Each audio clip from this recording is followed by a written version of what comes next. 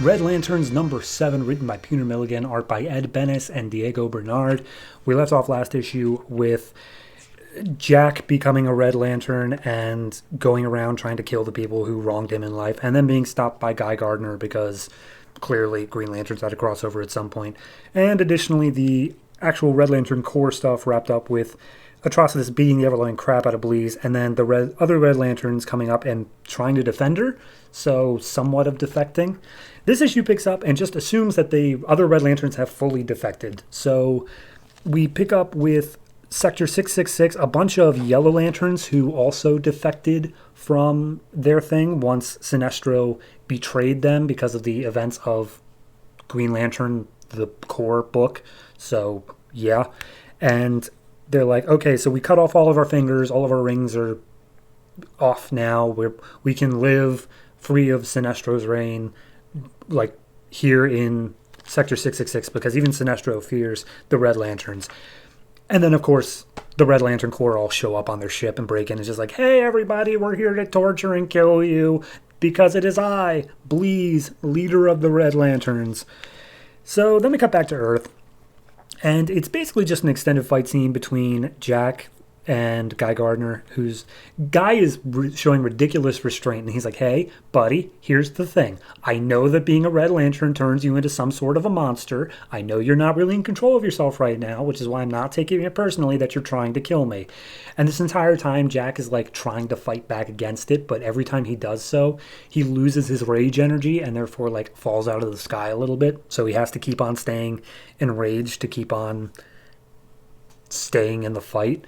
So as Guy is continuing on the fight, he's like, dude, starting to piss me off. I got my own anger issues, but here's the thing. I know that you're not a monster. You can be cured. There's a thing called Blue Lanterns, and they can remove your ring.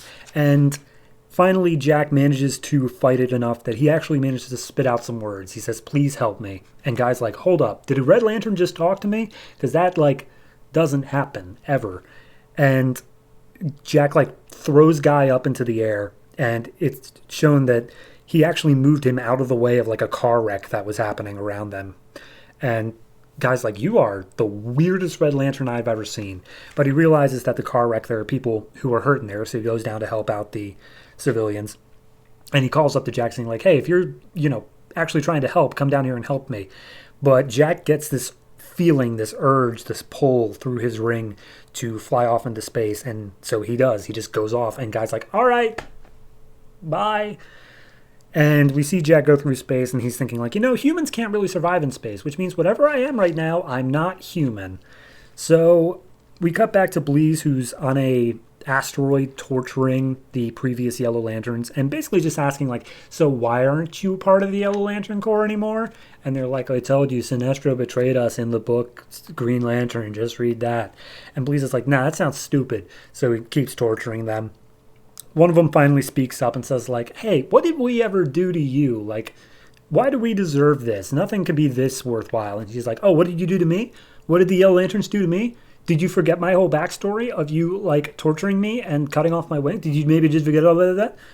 So as she's saying, like, oh, but this is Bleeze's Red Lanterns. This is mine, and I will lead them into a new age where we will serve the Great Rage and rescue those who have been oppressed, and blah, blah, blah.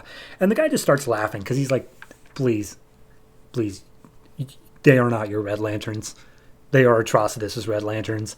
There is no way in hell you're ever going to be able to beat Atrocitus. And she's like, shut up. And she hits him with the napalm blood. And, of course, he just disintegrates into a skeleton. And Bleeze is like, yeah, well, Atrocitus is now just a bumbling old man who's just looking for his lost Krona. So, Bleeze is Red Lanterns for life, yo. And then we cut over to Atrocitus, who's still on Yzmal. He's wandering through a jungle on his planet, which, according to him, when he first made the Red Lantern Corps, he had a couple of trial runs. Didn't really work out, and the things that came out were pretty much abominations of life. So he killed them all and buried them here at the Abominable Zone. And all of their corpses basically turned this place into a garden just by fertilizing it.